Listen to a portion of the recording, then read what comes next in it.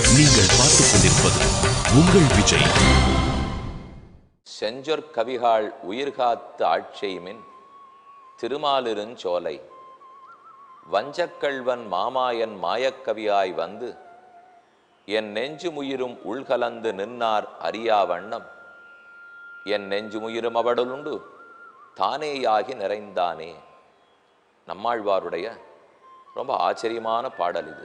திருமாலிருஞ்சோலமலை கள்ளழகப் பெருமான் சித்ரா பௌர்ணமி அன்று அழகர் ஆற்றிலிறங்கும் உற்சவம் காண கண்கோடி வேண்டும். மதுரையிலிருந்து சற்று தொலைவில் இருப்பது அழகர் மலை. இதை திருமாலிருஞ்சோலமலை என்னும். இதற்கு மேலே ஓடும் நதியை நூபுரகங்கை, சிலம்பாறு என்றும் கொண்டாடுவார்கள். கூரத்தாழ்வான் ரொம்ப ஆச்சரியமா ஒரு ஸ்லோகத்தாலே இந்த பெருமானை வர்ணிக்கிறார். சுந்தராயத புஜம் பஜாமஹே விருக்ஷண்டமயம் அத்ரிமாஸ்திதம் யத்ர சுப்ரதித நூபுராபகா தீர்த்தமர்த்தித பலப்பிரதம் விதுகு. நூபுரகங்கையில் நீராடி பெருமானிடத்தில் வேண்டியோமானால் நீங்கள் வேண்டின அனைத்தையும் கள்ளழகர் கொடுக்கிறார். இவ்வெம்பெருமானுக்கு சுந்தரத்தோளுடையான், சுந்தரபாகு என்று திருநாமம். அழகிய திருத்தோள்களை உடையவர். மூலமூர்த்திக்கு பரமசுவாமி என்று திருநாமம். 5 ஆயுதங்களையும் கைகளில் ஏந்தி கொண்டிருப்பார். உற்சவர் சுந்தரத்தோளுடையான். தனியாகவே ஒரு பெருமானே சுந்தரத்தோளுடையான் எழுந்துருளி இருக்கிறார். அதே ஆஸ்தானத்தில் கர்ப்ப கிரகத்திலே சுந்தரத்தோளுடையானும் தனியாக எழுந்துருளி இருக்கிறார். அழகர் கள்ளழகர் ரொம்ப ஆச்சரியமா எழுந்துருளி இருக்கிறார். அழகருடைய திருமுக மண்டலத்தை சேவித்தால் இன்னைக்கெல்லாம் கண்ணனுடைய முகத்தை சேவிக்கிறாப்பே இருக்கும். யசோதை எத்தனை பரிவோட தயிரும் பாலும் வெண்ணையும் கொடுத்து வளர்த்திருப்பரோ அந்த அழகத்தனை இந்த பெருமானுடைய திருமுகத்தில் சேவித்து கொள்ளலாம். முகத்தை சேவிக்கும் போதே ஒரு கள்ளத்தனம் நன்கு வெளிப்படும். யாது கள்ளத்தனம்? யாரிடத்தில் நாம் பழகப் போகிறோமோ, யாரை அனுகிரகிக்க போகிறோமோ அது அவனுக்கு கூட தெரியாது. அதை மறைத்துத்தான் அனுபவிப்போம். ஒரு பெண்ணை பெருமான் தேர்ந்தெடுத்து இவரை கல்யாணம் பண்ணிக்க போறேன்னு சொல்லிட்டால் கண்ணன் அதை அவளுக்கு கூட சொல்ல மாட்டானாம். அவளுடைய பெற்றோர்களுக்கு கூட சொல்ல மாட்டார். அவ்வளவு மறைத்து அனுபவிப்பர். அதே போலத்தான் கள்ளழகர் ஒரு பக்தனை தேர்ந்தெடுத்து அனுகிரகிக்க போகிறார் என்னால் ஒருத்தருக்கும் சொல்ல மாட்டார். நம்மாழ்வார் இது இந்த பாசுரத்தில் சொல்றார். செஞ்சொற் கவிகாள் உயிர் காத்து ஆட்செய்மின். கவிகாள், கவிகளே, மற்ற ஆழ்வார்களே, உங்கள் உயிரை ஜாகிரதையா பார்த்துங்கோ. வஞ்சக்கள்வன் மாமாயன் மாயக்கவியாய் வந்து. திருமாலிருஞ்சோலமலையில் இருக்கிற கள்ளழகர் வஞ்சக்கள்வன். நேர்மை இல்லை, நேர்மையே கிடையாது. கள்வன் திருட்டுத்தனம், நேர்மை இல்லை. மாமாயன் என்னென்ன புரட்டுண்டோ புரட்டுகளத்தனையும் செய்யக்கூடியவர். வஞ்சக்கள்வன் மாமாயன் மாயக்கவியாய் வந்து என் நெஞ்சும் உயிரும் உள்கலந்து. என் நெஞ்சத்தோடையும் ஆத்மாவோடையும் பெருமான் கலந்தான். ஆனால் பகவான் என்ன ஆட்கொண்டுட்டார், அடியேன் அவருக்கு பக்தனாயிட்டேன் அப்படிங்கிறது பக்கத்தில் இருக்கிற என் உறவுக்கார ஆளுக்கு கூட தெரியலேன்னா பார்த்துங்களேன். என் நெஞ்சையும் உயிரும் உள்கலந்து நின்னார் அறியாவண்ணம். பக்கத்தில் இருக்கிற தாய்க்கு தெரியாது, தந்தைக்கு தெரியாது. பெருமான் அந்த அளவுக்கு எனக்கு அருள் புரிந்தார். ஆழ்வாரிடத்தில் காதலை மெதுமெதுவே பெருமான் வளர்க்கிறார். அதை ஒருத்தர்கிட்டையும் அது சொல்லலை. ஆழ்வாருக்கே புரியலன்னா பார்த்துங்கோ. தான் இன்னும் பக்தனாயிண்டே இருக்கேன். பல பக்தர்களிடத்துல நீங்க பேசி பாருங்க. நாம மெதுமெதுவா பெருமான் பால் ஈர்க்கப்பட்டு கொண்டிருக்கிறோம். நம்மையே அறியாம இருக்கப்பட்டுடுவோம். நாம கொஞ்சம் கொஞ்சமா பக்தியில முன்னேறுவோம். அதை ஒருத்தர்கிட்டையும் பெருமாள் சொல்லவும் மாட்டார், மறைச்சே வச்சுப்பார். திடீர்னு ஒரு நாள் பார்த்தா பக்கத்துல இருக்கிறது எதுவும் பிடிக்கல. உலக விஷயத்திலெல்லாம் ஆசை இல்லை, குடும்பத்தில் விருப்பம் இருக்கிறது இல்லை. என்ன ஆச்சு நமக்கு? நேற்று வரைக்கும் அப்படின்னா இருந்தோம், இன்னைக்கு எல்லாம் மாறிப்போச்சே. அது நமக்கே தெரியவில்லை என்றால் பெருமாள் தெரிவிக்க மாட்டார். ஒருத்தனிடத்துல மாறுதலை ஏற்படுத்தணும்னு நினைச்சுனுட்டால் அது 6 இடத்துலையும் அவர் சொல்றதில்லை. இப்போ இந்த கதை திருமாலிருஞ்சோலமலை கள்ளழகர் கதை எதுக்காக சொன்னேன் தெரியுமா? செஞ்சொற் கவிகாள் உயிர்காத்தாட்செய்மின் திருமாலிருஞ்சோலை வஞ்சக்கள்வன் மாமாயன் மாயக்கவியாய் வந்து என் நெஞ்சுமுயிருமுள் கலந்து நின்னார் அறியாவண்ணம். யாருக்கும் தெரியாத வண்ணம் அனைத்தையும் உண்டார். என்னையும் உண்டார், என் உடலையும் உண்டார். அப்படின்னா ஏற்றுக்கொண்டார்னு அர்த்தம். என் மனதையும் ஏற்றுக்கொண்டார், அப்படிப்பட்ட பெருமானிடத்தில் நான் என்னையே சமர்ப்பித்து விட்டேன். ஆக பக்தி வளருவதென்னால் வெளியில் தெரிய போவதில்லை.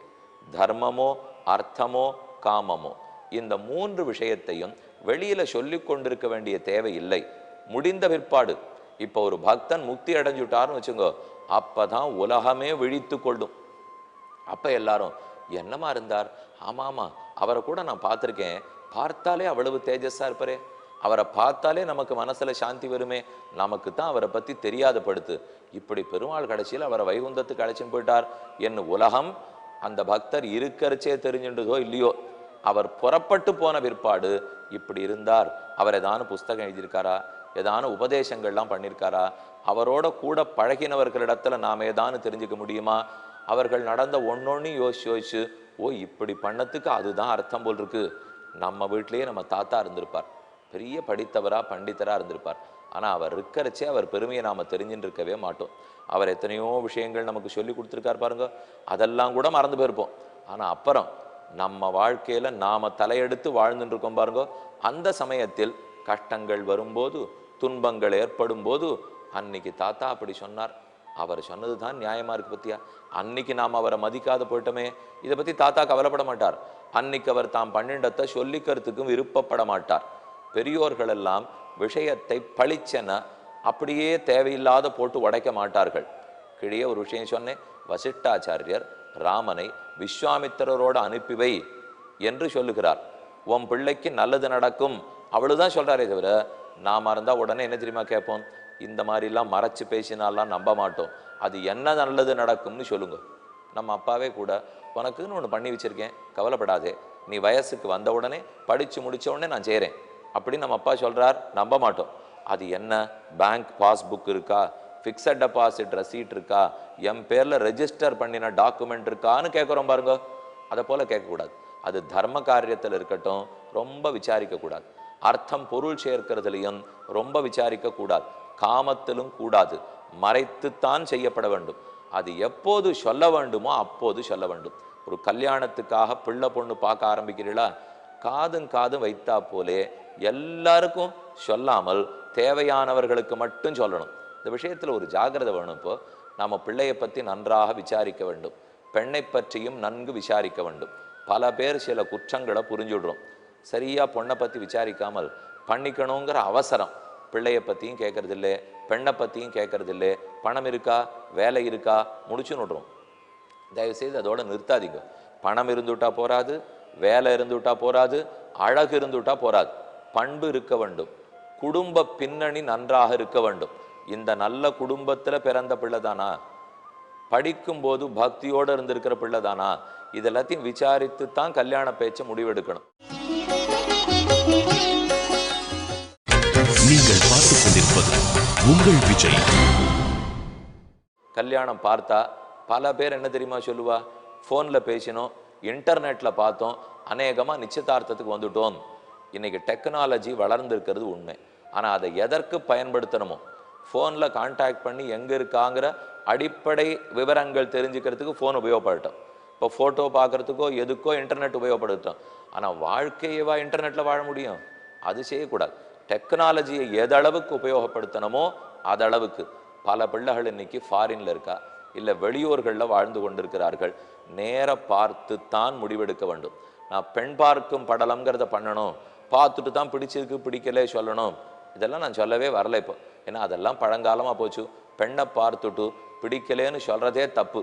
நீங்கள் என்ன நினச்சிட்டு இருப்பீங்கன்னா, அந்த காலத்தில் பெண்ணை பார்த்துட்டு வரிசா பிடிக்கலே பிடிக்கலேன்னு சொல்லி அந்த பெண்ணு மனசு நொந்து போகிற அளவுக்கு அடித்தார்கள் நினைக்கிறேன் இல்லையா? அப்படி அல்ல.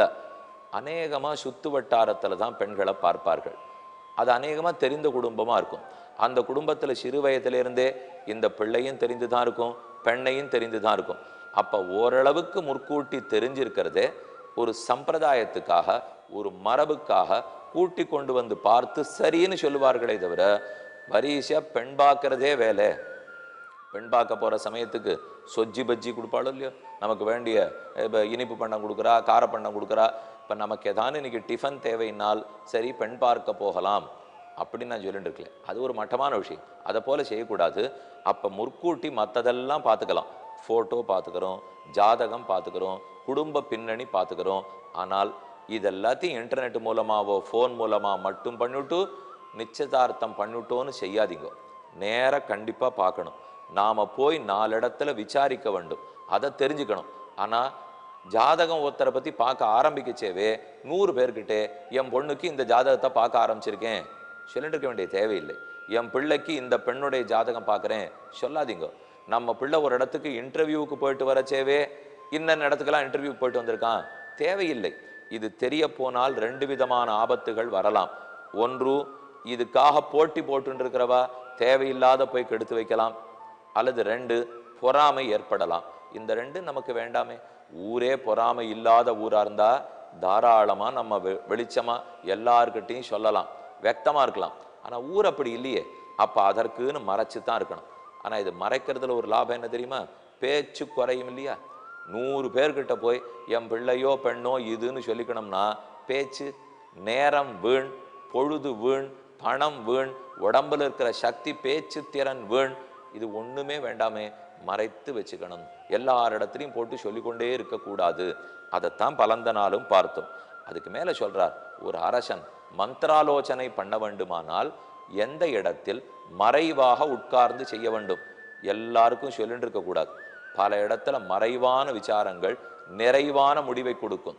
ஆனா மறைவில்லாமல் பத்திரிகை எல்லாத்தையும் அனௌன்ஸ் பண்ணிட்டு நாங்க எல்லாரும் கூடி இப்ப பேச போறோம். பல நாடுகள்லாம் இருக்கு. இவ்வளவு பொல்யூஷனா போச்சே, அதெல்லாத்தையும் ரொம்ப குறைக்கணும் அப்படிங்கிறதுக்காக நிறைய சமிட், நிறைய கான்ஃபரன்சஸ் எல்லாம் போடுறா பாருங்க. அப்படின்னு ரொம்ப எல்லாத்தையும் அஜெண்டாவை முற்கூட்டியே கொடுத்து இன்னென்னெல்லாம் பேச போறோம், இன்னென்ன பாயிண்ட் செய்யறது நல்லதுதான். ஆனா பிளான்டா தான் போகணும். ஆனா அது போறதுல இன்னொரு கஷ்டம் இருக்கு.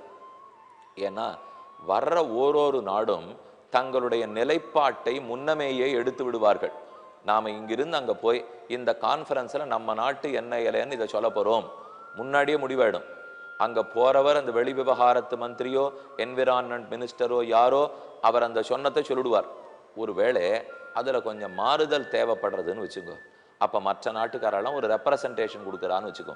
இப்படி இருந்தா நன்னா இருக்குமேனுட்டு ஓப்பன் மைண்டடா இருப்போமா? அதெல்லாம் இப்ப ஒத்துக்கொள்ள முடியாது. நாங்க இந்த முடிவோட தான் வந்திருக்கோம், இந்த முடிவுங்கிறத தான் சொல்ல போறோம், நாட்டில் வேற அனௌன்ஸ் பண்ணிட்டோம். இப்ப அதனால எங்களால மாத்தி நடக்க முடியாது. இப்ப எந்த இடத்துல போய் சிக்கினுட்டோம் பாருங்க. முற்கூட்டி மொத்தத்தையும் அனௌன்ஸ் பண்ணால் அப்ப அந்த நிலையில் எது தேவையோ அதற்கு தகுந்து நம்மால நடக்க முடியாமலே போயிடும். ஒரு மீட்டிங்னு வரோம்னு சொன்னா மொத்தத்தையுமே ஃபைனலைஸ் பண்ணிட்டு வரக்கூடாது. மீட்டிங்ல ஓப்பனா தான் இருக்கணும்.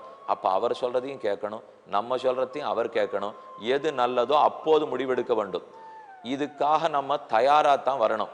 ஆனா முற்கூட்டி மீட்டிங்க்கு போறதுக்கு முன்னாடியே எல்லார்ட்டையும் நான் இன்னதான் பேச போறேன் அப்படின்னு சொல்லிட்டு போயிட்டீங்கன்னு வச்சுங்க, தேவையில்லாத மொத்த பேரட்டையும் சொல்லிட்டு போயிட்டா மீட்டிங்ல உட்காரச்சே நமக்கு ஈகோ இடம் கொடுக்காது. நாம அனௌன்ஸ் பண்ணிட்டு வந்துட்டோம், இப்ப அதை மாத்தி ஒத்துண்டா என்ன ஆகுமோ, வேண்டவே வேண்டாம், நான் மாத்திக்க மாட்டேன் அப்படின்னு பிடிவாதம் பிடிக்க போறோம். பிடிவாதம் பிடித்தால் மீட்டிங்கே வீண், கடைசியில் அதற்குரிய பயனே இல்லாத படும் பாருங்க. ஆகவே தான் எல்லாத்தையும் முற்கூட்டி சொல்லிட்டு இருக்க வேண்டாம். பெண்ணுக்கு ஜாதகம், பிள்ளைக்கு ஜாதகம், பொண்ணு பிள்ளைக்கு வேலை கிடைக்க போறது, அட்மிஷன் கிடைக்க போறது, இது எதையுமே நிறைய சொல்லிட்டு இருக்க வேண்டாம். ஒரு வியாதி வந்ததுன்னு கூட வச்சுங்க. இப்ப நம்ம குடும்பத்துல ஒருத்தருக்கு ஏதோ ஒரு வியாதி இருக்கிற எல்லாருக்கும் ஃபோன் போட்டு வியாதி இருக்குன்னு சொல்லிட்டு இருக்கணுமா? அவசியம் இல்லையே. அப்படி சொல்லிட்டா நமக்கு ஒரு பச்சாத்தாபம் கிடைக்கும். எல்லாரும் வந்து வந்து பழம் வெத்தலை பாக்கெல்லாம் வாங்கிட்டு போய் பார்த்துட்டு போவா. இது வேணா லாபமா இருக்கலாமே தவிர, இப்ப வியாதியை பத்தி சொல்ல போக பல பேரும் உடனே ஒரு டாக்டரை சஜஸ்ட் பண்ண ஆரம்பிச்சிருவா. நீங்க இந்த டாக்டரை பாருங்க சரியா போகும், இல்ல அந்த வைத்தியத்துக்கு போங்கோ, ஆயுர்வேதத்துக்கு போங்கோ, சித்த மருத்துவத்துக்கு போங்கோ, யுனானிக்கு போங்கோ. அதெல்லாம் இல்லை, அல்லோபதி தான் ப்ரூவன் மெடிசன். அதனால அல்லோபதிக்கு வாங்கோ. இன்னொருத்தர் சொல்லுவார், யோகியா இருந்தார்னா இது ஒண்ணுமே பண்ணாதீங்கோ, பகவான் பேர்ல பாரத்தை போட்டுட்டு வாழுங்கோ. இப்ப எல்லார்ட்டையும் 100 பேர்கிட்ட சொல்றோம்னு வச்சுங்க, 100 சஜஷன் கிடைக்க போகுது. உலகத்துல சஜஷனுக்கு குறவே இல்லை. கடைசியில நாம குழம்பி போய் நம்ம மனசு உடனே என்ன தெரியுமா முடிவு இருக்கும், இந்த 10 வைத்தியர் இடத்துலையும் போறதுக்கு தான் சொல்லும். ஏன்னா எத்த தின்னா பித்தந்தளியும்னு பார்த்துட்டு இருக்கோம் இல்லையா? அப்ப இவர்கிட்டையும் பார்ப்போம், அவர்கிட்டையும் பார்ப்போம், அவர்கிட்டையும் பார்ப்போம். கடைசியில நோயாளிக்கு நோயின் வருத்தத்தை விட வைத்தியரிடத்துல போன கஷ்டம் இன்னும் அதிகமா போடும். ஒருத்தருக்கு தீர்க்க முடியாத நோய் போகத்தான் போறாருன்னு தெரிஞ்சு போச்சா, எல்லாத்தையும் பேசிகிட்டே இருக்கக்கூடாது, எல்லா வைத்தியரிடத்துலையும் போயிட்டு இருக்கக்கூடாது. ஒத்தரை நம்பணும், அதன்படிக்கு இருந்து பார்க்கணும். இருக்கும் நாள் வரை இருக்க வேண்டியதான். ஏன்னா எப்படியோ சுற்றி சுற்றி போனோம்னால் கடைசியில் பொழுதும் வீண். அந்த நோயாளி பட போகிற கஷ்டம் கொஞ்சம் நஞ்சம் இல்லை. அதனால் பலருக்கும் தெரிவிக்கிறத விட நோயை தெரிவிக்காமல் இருப்பது தான் நலம். எப்போதும் மந்திராலோசனம் பண்ணணும்னால் மலைக்கு பின்னாலோ மாடி உச்சியிலோ செடி கொடிகளால் மறைக்கப்படாத இடத்திலோ பண்ணு.